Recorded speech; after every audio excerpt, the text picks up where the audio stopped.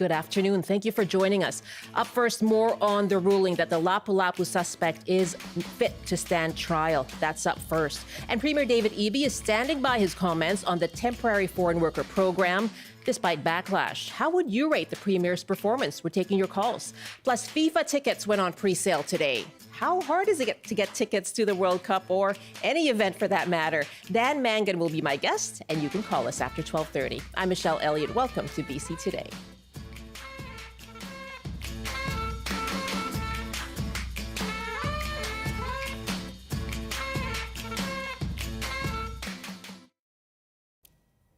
First, to the breaking news today. A BC judge has ruled that the suspect in Vancouver's Lapu Lapu Day Festival attack, in which 11 people died, is fit to stand trial.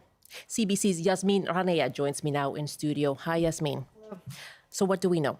So we know that after hearing evidence about the suspect's mental health, a judge ruled that he is mentally fit to stand trial. The reasons behind the judge's decision, though, we cannot share because of a publication ban. So in Canada, accused are presumed to be fit to stand trial unless proven otherwise. So the onus was on the defense, on Lowe's lawyer, to prove that he was not fit. A fitness to stand trial is about the here and now. It's about the accused mental capacity right now in this moment and not their mental state at the time of the alleged offenses. So it's about whether Lowe can understand the nature and consequences of court proceedings and meaningfully participate in the criminal justice process.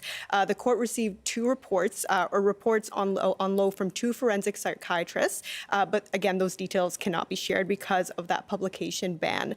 Police, we know though, say that they had several mental health interactions with Lowe in the months prior to the alleged attack, and that he came in contact with police in a neighboring jurisdiction the day before the alleged attack. He was also being supervised under the Mental Health Act before the alleged attack. So he is facing 11 counts of second-degree murder, and today more charges were sworn in.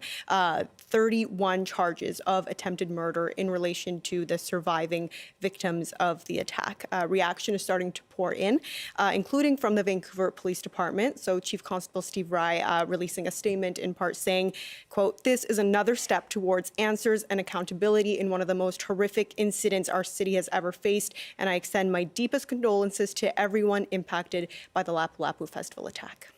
As you mentioned, there is a publication ban on the evidence at the hearing. That is being challenged by a media consortium that includes the CBC. When will we know the decision on that? So we were supposed to get that decision today, but that has been postponed. So we might know later this week, but we don't know for sure. But the argument from the consortium is that the publication ban is too broad. Yasmine, thank you very much for joining us. You're welcome. That's the CBC's Yasmine Ranea reporting. And again, a BC judge has just ruled that Kaiji Adam Lowe, the accused in the Lapu Lapu case, is fit to stand trial. We'll have much more on this breaking story throughout the day here on CBC. It's 12:09 now. You are with BC Today. And let's turn to provincial politics and to our open line question. How would you rank Premier David Eby's performance right now? You can call us 1-800-825-5950, 604-669-3733, or just hit pound 690. You can email bctoday@cbc.ca or leave a comment on our TikTok Live.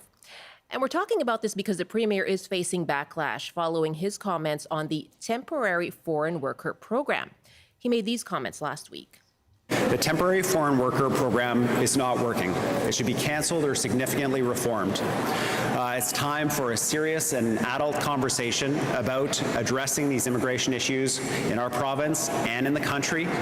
We can't have an immigration system that fills up our homeless shelters and our food banks.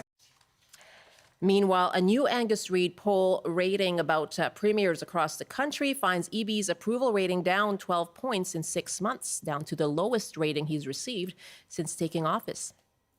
CBC's provincial affairs reporter Katie DeRosa joins me now with more from Victoria. Hi, Katie. Hi, Michelle. There's developments around this temporary foreign worker program comment that Eby made last week, right? Since then, he's not alone in this. We heard from Conservative leader Pierre Poilievre last week making a similar call regarding the temporary foreign worker program. But since Eby made those comments, tell us what the reaction has been. Well, he has faced some backlash including from members of the New Democratic Party. Katrina Chen is a former NDP cabinet minister. She was on David Eby's leadership campaign in 2022.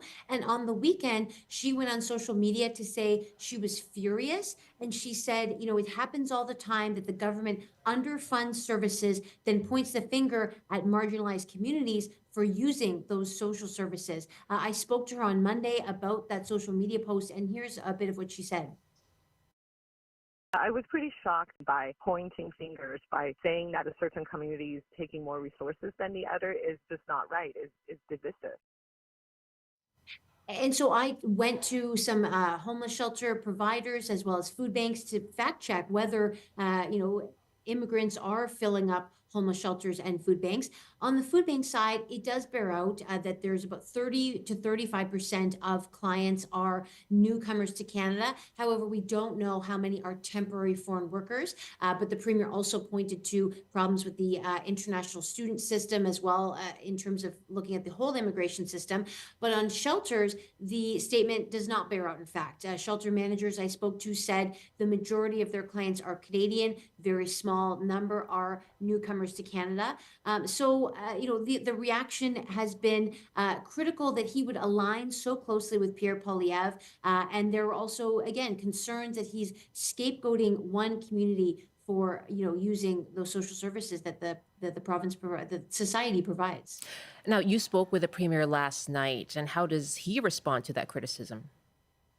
Well, I asked him, I said, do you apologize? Do you retract? He did not back down from those comments, but he really dodged the focus on homeless shelters and food banks, but he really doubled down on his concerns about the temporary foreign worker program, saying that it's being exploited. He says the blame is not with temporary foreign workers or newcomers, but with employers who are using the program in ways that it shouldn't be. And here's a bit of what he had to say.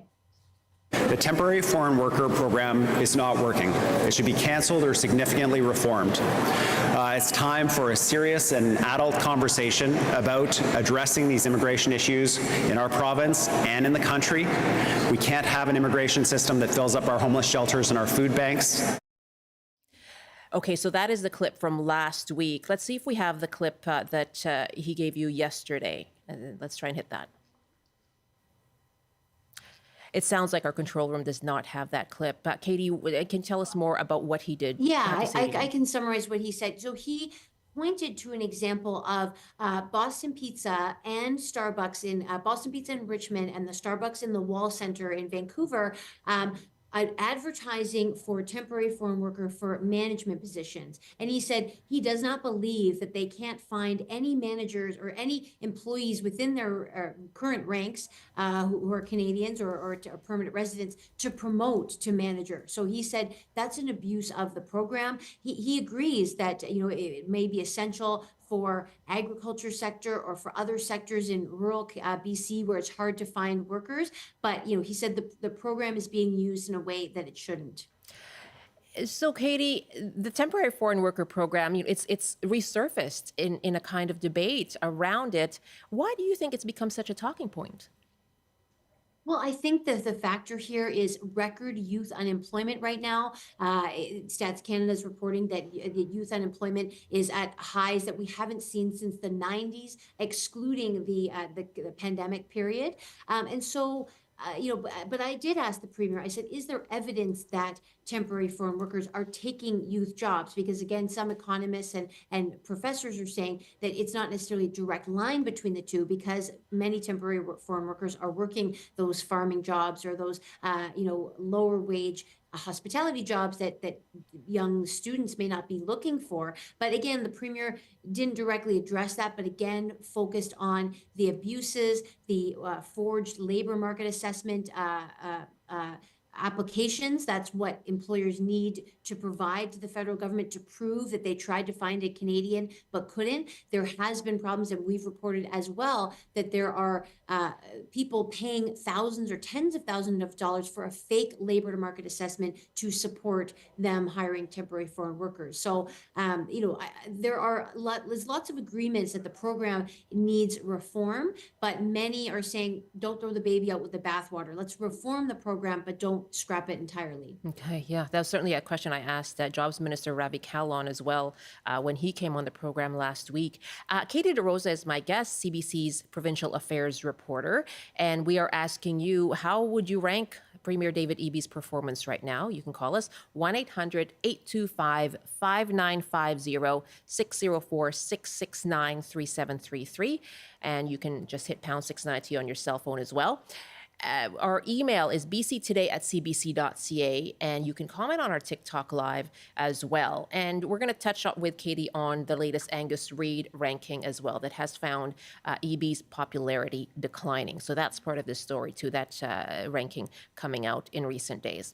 Let's go to our first caller. Sue is on the line in North Vancouver. Hi, Sue. What is your sense or your ranking of Premier David Eby right now?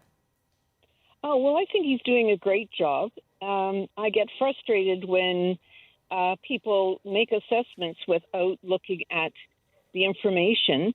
And, what he's saying is it needs to either, change or be dumped for something better. I don't think it's against immigrants. I don't think that's not what he's saying. He's just saying it's not working, and we know it's not working. So I don't have a problem with it. I think the fact that he's being aligned with Pierre Poilievre because he's a negative figure is just, airwaves as opposed to real fact, and that always frustrates me. Okay, Sue, thank you very much. And so your ranking then would not be aligned with what the Angus Reid puts it at. It was just, I think it's 41% is his popularity. You would say no, yeah, you would give him higher. No, or people aren't doing their homework. Yeah. Yeah. I think he's a great leader. I think he's intelligent, and I think he's well-spoken and measured. So thanks very much. Yeah, thank you so much for the call. That's Sue in North Vancouver. We do have the clip now of Premier David Eby responding to the criticism of his comments on the temporary foreign worker program. This is in speaking with CBC reporter Katie DeRosa. It is outrageous that the Boston Pizza in Richmond is asking for a temporary foreign worker to fill a restaurant manager position. Surely they can find someone on their team to train and promote. There you have it. So, Katie, you certainly summarized that earlier, but I wonder if you have anything to add, especially in light of Susan's point as well. Well, I did reach out to Boston Pizza, to the Richmond store, as well to headquarters to find out if that's actually accurate. Have not heard back, but again, I think I think that it speaks to his frustration with the larger system. But I did speak to a few migrant rights groups who said that they already face racism and discrimination in their jobs, and they're saying that if the premier has a problem with the program, that he could do something at the provincial level to raise the labor standards for temporary foreign workers. So there's something that the province could do to fix those problems. So they're imploring Eby to do that so that the workers are not exploited. Let's take some more calls here, asking you for your thoughts, your ranking, your rating of Premier David Eby's performance right now. The latest Angus Reid polling finds Eby's popularity declining for a second time. It went down 12 points from March. So his popularity sits at 41%, tied with Doug Ford in Ontario for second to last place. Katie, I'll ask you what you make of that ranking. What does it say about how British Columbians are feeling right now? Well, it is normal for premiers' popularity to decline over time as more issues pile up under their leadership. The exception, however, was John Horgan, who had really steady and high approval ratings for the entirety of his time in the premier's office. It seems Eby did enjoy strong approvals earlier in the year when the trade war with the U.S. was heating up, and the voters thought he was being quite strong and pushing back against Trump. He removed U.S. liquor off the shelves. But as the tariff issue fades from the top of the news agenda. EB has really been dogged by the intractable issues that continue to plague British Columbians. That's the high cost of living, healthcare system, which has been dogged by staffing issues, as well as public safety. That's what EB had called the kitchen table issues during the election that he promised to focus on. But it turns out it's hard to do that when we have a $10 billion deficit and the province trying to rein in spending, which could mean more cuts down the road. So I think that's the big factor here. Asking our audience as well, let us know how you would rank the Premier's performance right now. Taking your calls on the open line, you can just hit pound 690 on your phone or dial 1-800 825-5950, 604-669-3733. Taking your emails as well, bctoday@cbc.ca, and your comments on our TikTok Live. James is up next at Spence's Bridge. Yeah, what are your thoughts on Premier David Eby's performance, James? Hello. My thoughts are that, I'd rank him an F in many categories. When it comes to upgrading the political system, he gets an F. He's done nothing to get dark money out of the political system and to make it more fair. From the environment perspective, I rate him an F. He got rid of the carbon tax, which put a $2 billion hole in the budget or the books of the NDP government. And the NDP continued to log old growth forest particularly on the Continental Divide along Alberta. And there's just so many categories I could go on, but from an economic perspective, he has also failed. He should have discussed an excessive amount of temporary foreign workers and excessive immigration, students, years ago when he was an MLA. He didn't step up to the plate to discuss that it was unsustainable, the amounts coming into the country. To be fair, that's a federal issue, right? The caps on immigration. Yeah, but he should have stepped up and spoke to the government and said, hey, this is too many people coming in. It's putting pressure on regular people with higher housing prices, higher rental costs, etc. And it is an unsustainable from an environmental perspective as well. Okay. When you have temporary foreign workers flying back and forth multiple times, that's a lot of flights in the sky, putting pollution in the atmosphere. Okay. So on the environment and the economy as well, giving an F. James, thank you very much from Spence's Bridge. We have an email from JM who writes, quite frankly, his performance is awful. He has what is likely the worst disparity and greatest level of suffering from homelessness and hunger in this province, and doesn't have a clue who these people are left to suffer so grossly are. Then he goes and he backpedals and digs in deeper. The public service are striking because they are offering below inflation wage increases, and he has the gumption to call out the employers that, quote, in his words, exploit workers paying below a sufficient wage to maintain stable housing and food safety. Thank you very much for your email as well. Rob in Vancouver, what are your thoughts on Premier David Eby? Well, I think he's doing a good job, not a great job, nor a terrible job. Just listening to some of the callers and emails, I don't know if it's the media or our education system in high school. We do a really terrible job educating people how our governments work and what levels of government can do what things, right? Everyone confounds like what the provincial governments can do and what the federal governments can do. So before you make any judgments out there, anybody, go educate yourself, okay? And don't complain so much about an issue that your provincial premier can't really do much about other than maybe complain to the feds about. Anyway, about temporary foreign workers, I'm kind of surprised that people are unhappy that he said this.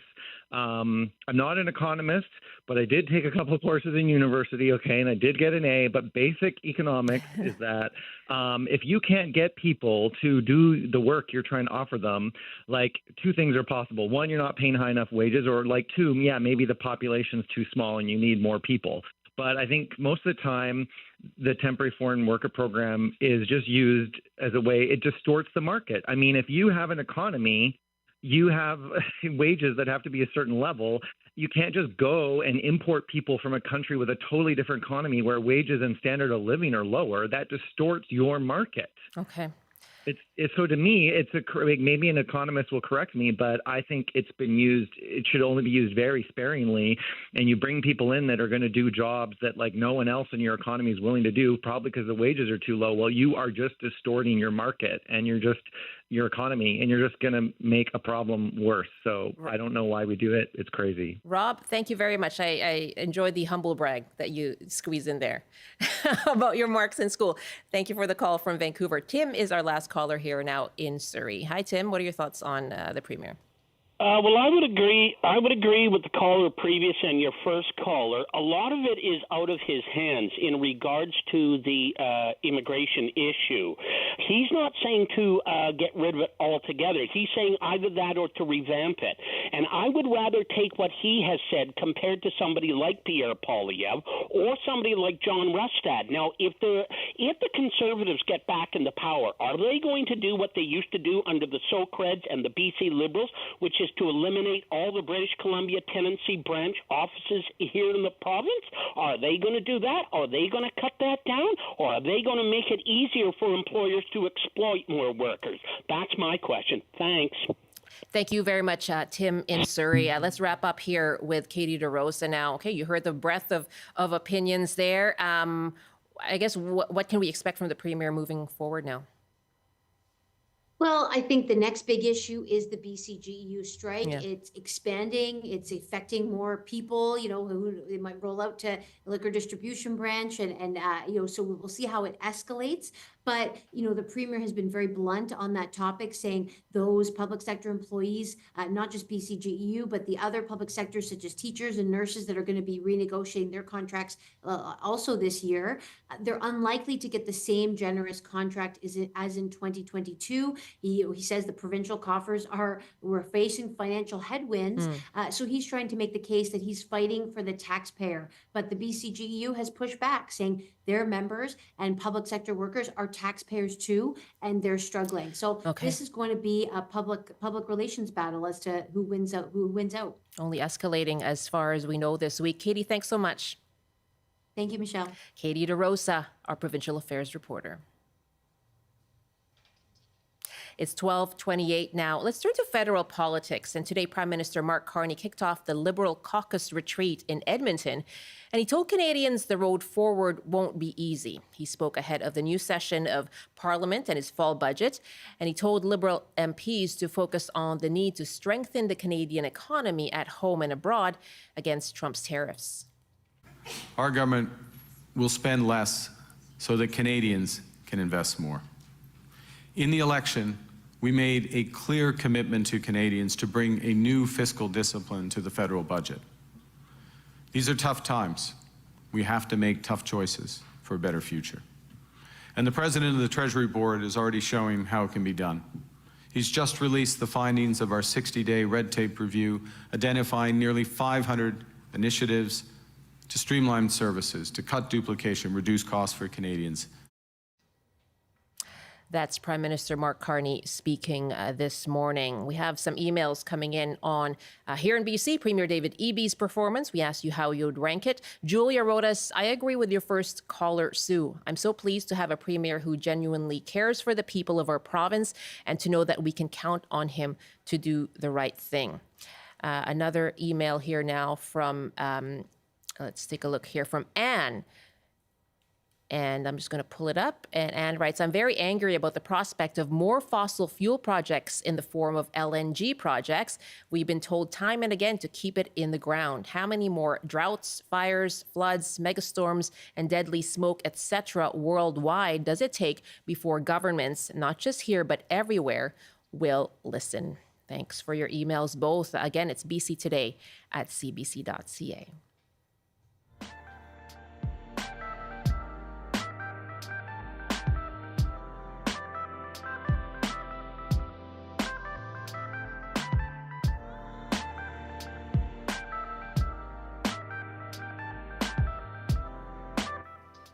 12:30 now. You're with BC Today here on CBC. I'm Michelle Elliott. Thanks so much for joining us. And coming up in our next half hour, the FIFA World Cup pre-sale began today. Much like soccer itself, it can be pretty hard to get to the goal. So let us know if you've tried to sign up today for tickets. And we're asking you, how hard is it to get tickets to an event like the World Cup or any live event for that matter? Musician Dan Mangan has been speaking out about this, and he'll be my guest. That's all coming up after this CBC News Update. Good afternoon. Some breaking news from the U.S. Conservative activist Charlie Kirk has been shot at an event at Utah Valley College. There's no word on the extent of his injuries. Kirk is the CEO and co-founder of the conservative youth organization Turning Point USA. A judge has ruled the suspect in the deadly Lapu Lapu Day attack here in Vancouver is fit to stand trial. Kai G. Adam Lowe is accused of driving his vehicle into the crowds at the festival April 26. He was charged with 11 counts of second-degree murder. He has also now been charged with 31 counts of attempted murder. And a new study shows Canadian wildfire smoke in 2023 had enormous and far-reaching consequences for public health, both here in Canada and worldwide. The peer-reviewed study published in the journal Nature says smoke from the record wildfire season may have led to as many as 5,400 acute deaths and 82,000 premature deaths globally. And now the forecast on the North Coast, mainly cloudy this afternoon with a high of 16, highs reaching 23 and mainly sunny in the Peace. In the central interior, including Prince George, local smoke and sunshine with a high of 22, highs in the mid-20s and hazy with a mix of sun and cloud in the Kootenays. In the southern interior, including Kelowna, hazy with some sunshine and a high of 27. And for Metro Vancouver, Greater Victoria, and the Fraser Valley, a mix of sun and cloud this afternoon with highs up to 23 inland. That's your CBC News Update from Vancouver. Thank you, Rob. I have noticed that you like to tap your pen on the table at the end of your newscast. Have you? It's like a closing theme song. Right. Interesting. It's like the Law and Order. I haven't noticed, so I'm going to. Now I'll. Now I know, because then I really know that your newscast is over. Oh, gotcha. Oh, you can. So can you hear it or see it? I can hear it. Wow. Yeah. Wow, how distracting. It's like That's very unprofessional. No, it's like your signature at the end. Oh, okay. I'm done. I'm out of stick here. to it. Yeah, I twirl my pen, so I have my own habits too. There you go. Don't you worry. I have to have a clicker. Yeah, I'm the same. See, I heard that, and now I'm going to wait for you to do it too at the end. Yeah. Yeah, it's going to be your signature. Okay. I will also, I'll tap and then do my it. signature. Keep it up. Actually on the paper. Keep it up. Okay. Thank you, Rob. Rob You bet. Zimmerman in the CBC Vancouver newsroom. And thanks for joining us here on BC Today. On CBC Radio, if you're listening in Metro Vancouver, here's what Gloria has in store for On the Coast. Michelle, hi there. It's Gloria Makarenko here. And coming up this afternoon on the Coast, our Soapbox Social panel will be here with their take on the top headlines around the province. They'll ask, is Premier David Eby's popularity waning? And we'll also talk about the Harry Potter event coming to Stanley Park. We're going to get more reaction to this week's update with Task Force Barrage in the downtown east side, just the current state of the neighborhood. Councillor Rebecca Bly is going to join us for that conversation. And our money columnist Bruce Sellery will be here with his weekly money advice. I hope you'll join us too between 3 and 6 for On the Coast. Gloria, thank you very much. We will tune in. You can hear On the Coast on CBC Radio 1 in Metro Vancouver and anywhere on the CBC News app.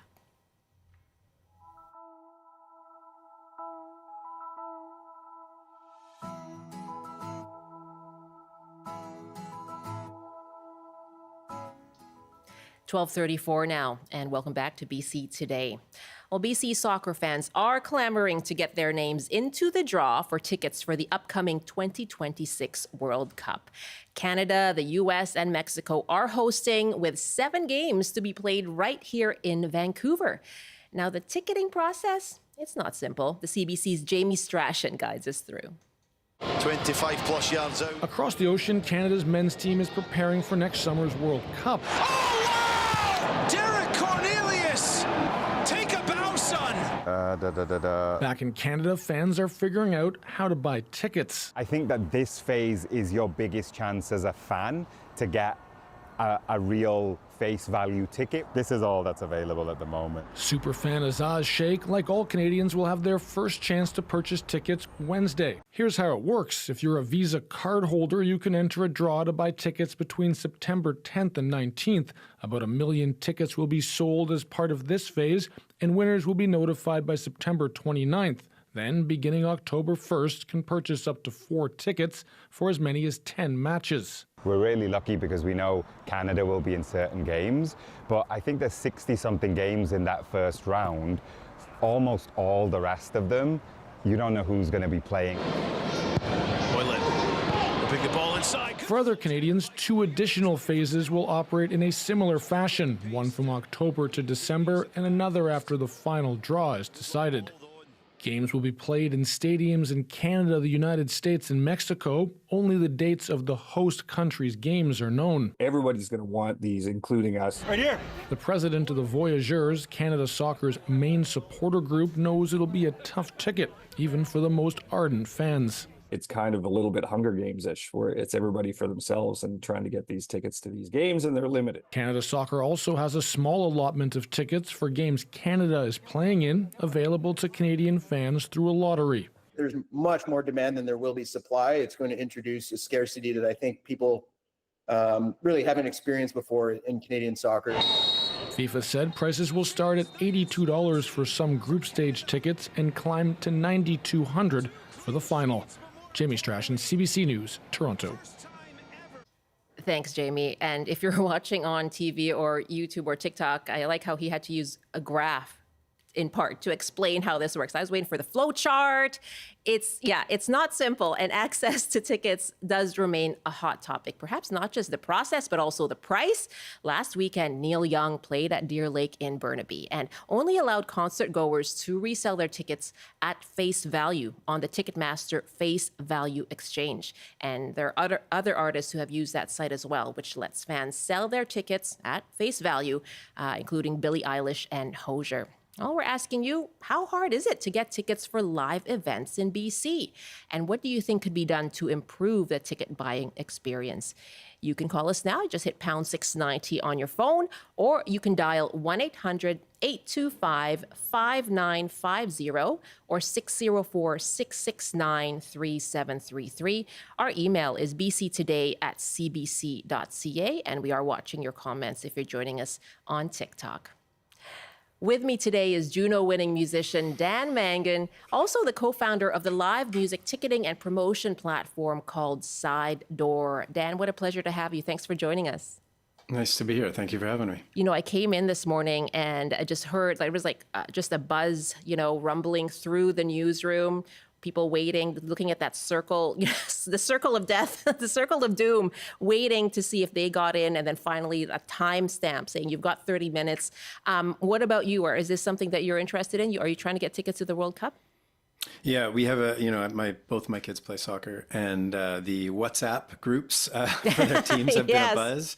One mom said that she had waited 2 hours to try and get access to get tickets this morning. So I have not ventured into there yet, but I think we're going to do our best to try and get something. Oh my goodness. What goes through your head when you hear that? Because that's 2 hours to get to this, first of all, to see if you can get into the lottery. So what goes through your head hearing about this process?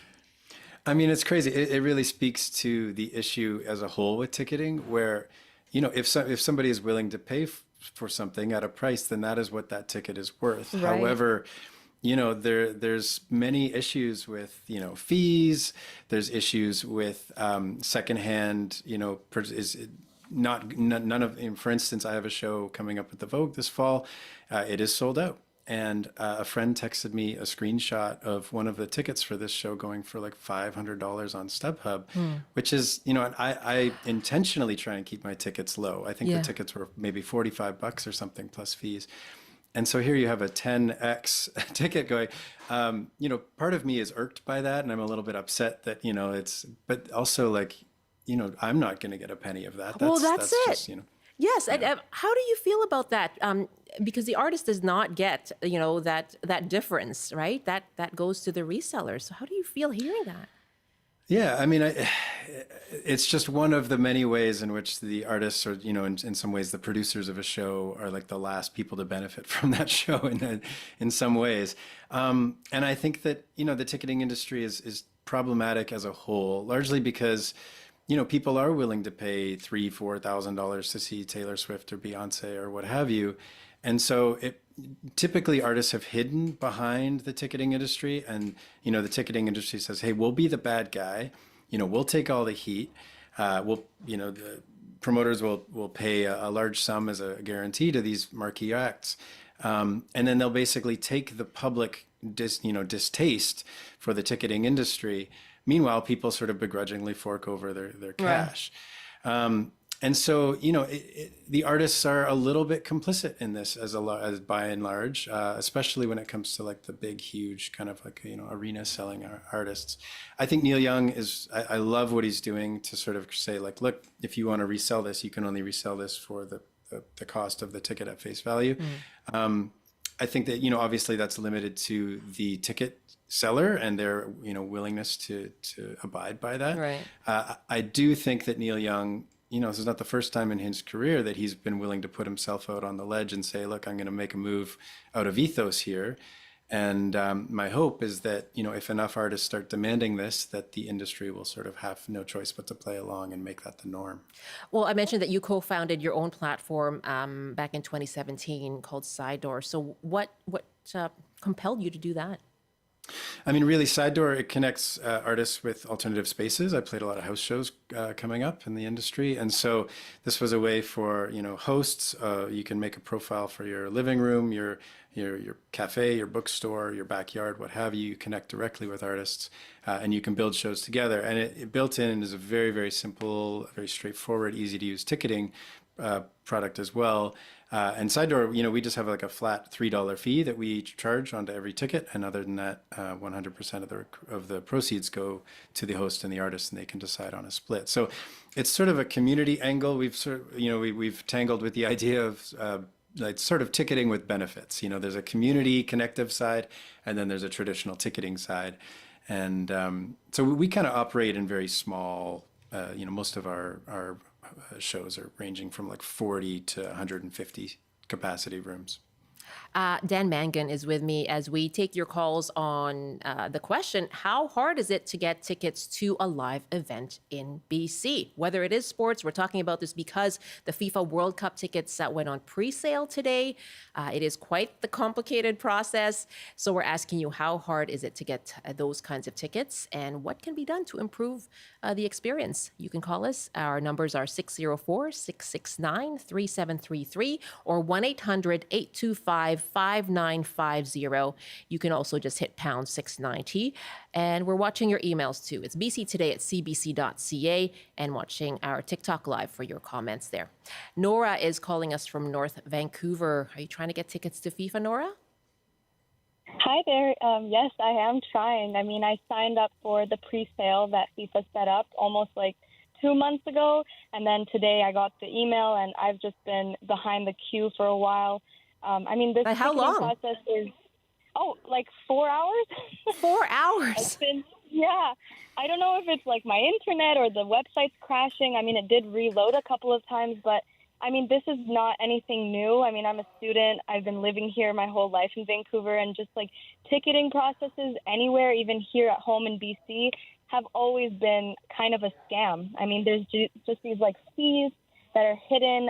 It's never transparent. You really don't know why you're paying $180 extra in taxes and random fees for processing. And I think this FIFA ticket presale is basically the same thing. I mean, even though I went for kind of a lower bowl ticket, it's just been loading, and it's just been terrible. Is it telling you an estimate at all when it comes to time? No, it just says waiting. Oh, no. And that's what you're doing, waiting. Yep, I've just been waiting. Nora, and, you're a student. What about the kinds of ticket prices that you're seeing? I imagine you enjoy going to live events. I mean, yeah, I basically know that in advance, if I want to see someone like an artist or a football game I really like, I start saving like months in advance. And it's not like, oh, like a $200. No, I start saving at least $1,000 or more because I know that there are scalpers. If you don't get the ticket at face value, I mean, you could always get it on resale. So I'm always prepared for that fact. And even like face value tickets are not cheap. For example, The Weekend was in BC a couple months ago, and I bought floor seats, and I bought it face value for about $800 each. So it's not I'm sorry. The face value was $800. Yeah. Is that what you're saying? Oh my gosh. I mean, The Weekend is huge, but oh my gosh. Yeah, it was a great concert, but oh my gosh, my pockets are empty and I'm just recovering financially. You're going to have to save up again. Really good to hear from you. Thank you so much. Good luck to you as you wait, going on 4 hours now. Okay? Thank you so much. Yeah. Thanks, Nora, for the call. Oh, my goodness. Dan, what goes through your mind listening to her there? She's a student. That's crazy. $800 face value ticket. I mean, one thing that comes to mind is that, yeah, Weekend is a huge, huge, huge marquee artist, one of the biggest in the world. I would encourage people, like, go see middle class musicians. I would suggest, that huge BC Place or Rogers Arena are not the only concerts happening.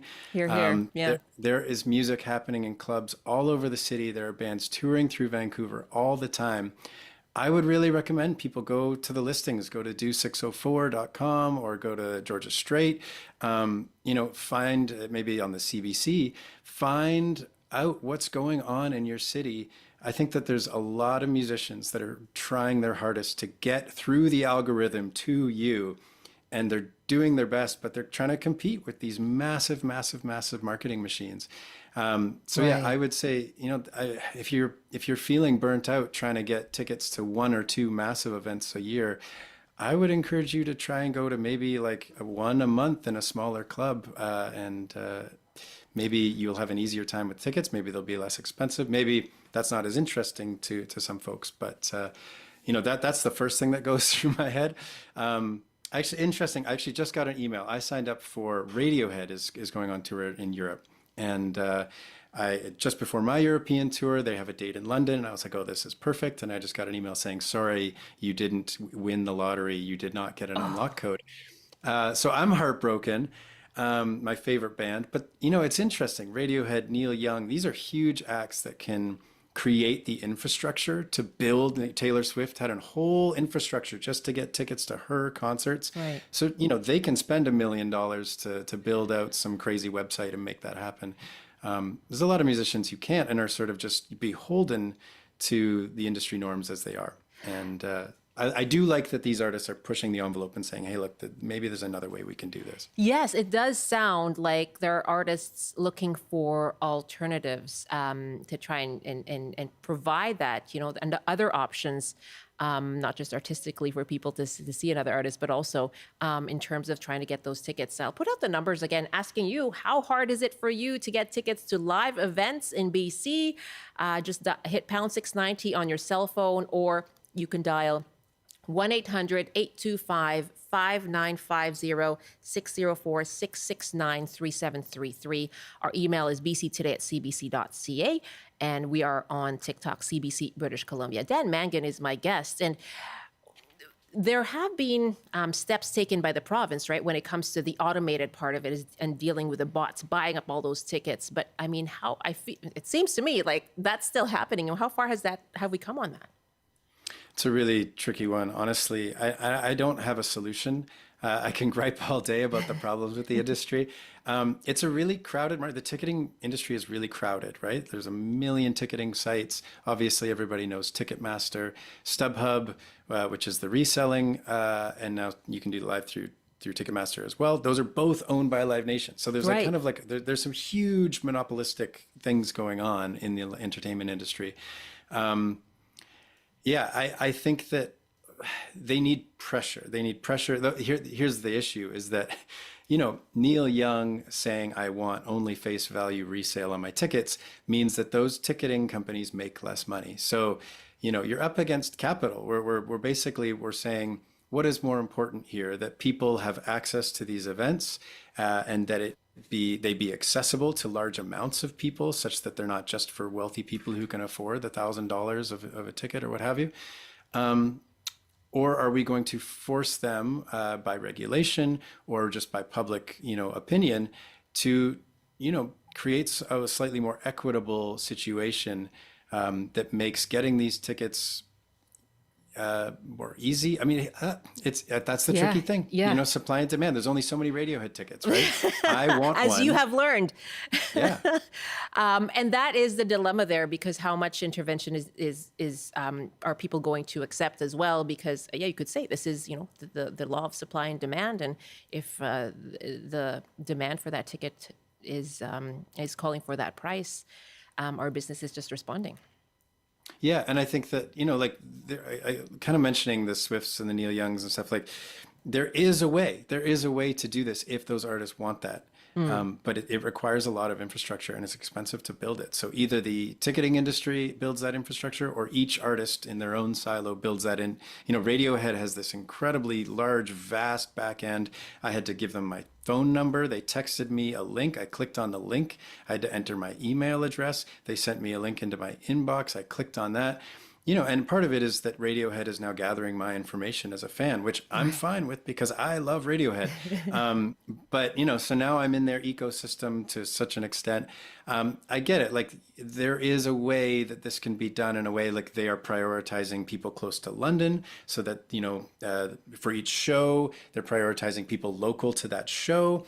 They're doing their best, I think, to make it an equitable experience so that there are affordable tickets for the people who need those affordable tickets, and that maybe there's a way for, wealthier people with more means to, find their way there from elsewhere.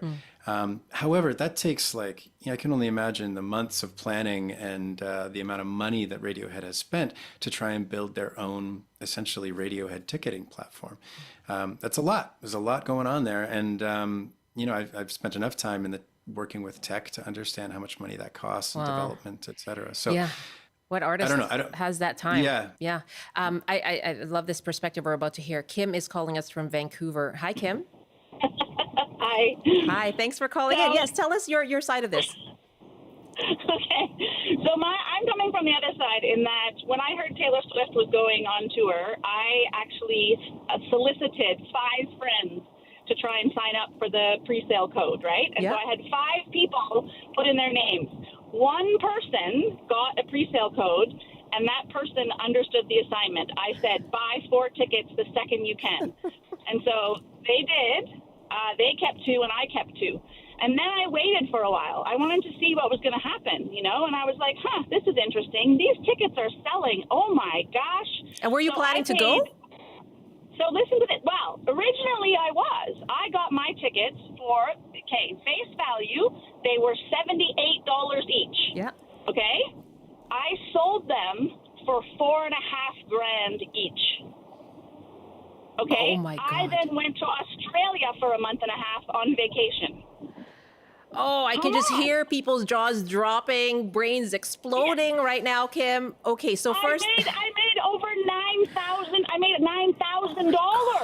Like, come on. Okay, and so let me tell you, that was not my plan. That was not my plan. I was excited to go see Taylor Swift. How did it end up being $4,500 each? Because that's what happened. The resale value of her tickets just exploded.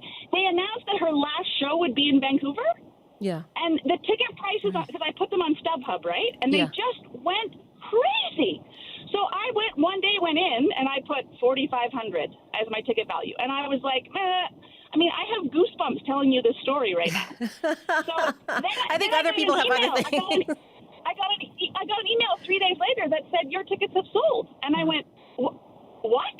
Wow. And they did, and StubHub e-transferred me $8,800 and something dollars 3 days after her event, and I took a month off work and went to Australia. Okay, good for you. You got a great vacation out of it. Okay, so what do you have to say for yourself though? And I'm sure you weren't the only one, right? We heard about the extraordinary prices at that time. But yeah. And then I also had to claim that as income, right? Like you have to. It's you made money. Yeah. Now some people said you didn't have to, and I was like, nah, I'm not gonna play around with our tax system. But I'm just saying that I don't disagree with Dan's comments about the younger artists. I don't disagree. You know, I think that there needs to be a reining in. However, in this situation, I mean, I'm not complaining at all. You know, I was blown away that was possible, and I went for it. How do you? And you're also an individual versus a company or anything like that. But you know, what do you say to someone who's furious right now about that, though? Just before I let you go, what would you say to someone who's upset about it? I'll tell you, I had a friend who was an extreme Swiftie, and she unblocked me on Instagram and won't talk to me anymore because I did that. Yeah. So I get it that there's passion, right? I understand the passion, and I am a huge music fan. I go to like 3-4 concerts a month. All of them, all over the city. So this is not a one-time thing, right? And I understand the passion. But there's another side to the story. That's all I wanted to say. Kim, I'm so glad you called. Thank you so much for sharing that. What a talker. Okay, Kim in Vancouver. This topic is a talker. Glad that we heard her telling that tale, because that, I'm sure, was common at the time. Dan, before I let you go, just I guess your thoughts hearing that okay, well, yeah, but here's me getting to go on vacation. I mean, that's a really valid perspective, right? Here's somebody who is not a corporation. They're a person. They're basically a DIY scalper.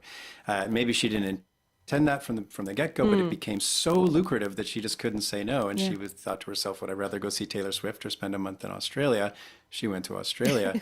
I mean, coming back to supply and demand, if somebody's willing to pay that much for the ticket, then that's what the ticket's worth. You know, I think that the reason you asked her, like, you know, what about people who are furious? I think that the reason that toys at our emotions so much is because, you know, we have this intrinsic idea to make things fair. And I think that is the discussion, is like, how fair should ticketing be versus, you know, to make sure that, you know, that 15-year-old Swiftie who, you know, would do anything to see a show but can't afford $4,500, does she deserve to go to that show? It's really, really tough. Again, we're talking about these massive artists. She could have taken that $9,000 and seen a whole lot of shows at the rickshaw. To be fair, she does go to 3 to 4 concerts. I imagine those are much smaller. Dan, what a pleasure to have you. Thank you so much for taking the time with us. Always a pleasure. Thank you so much. That is Juno-winning musician Dan Mangan. He plays the Vogue on Friday, October 3rd. Thanks so much for our callers joining us. Really appreciated hearing from you both.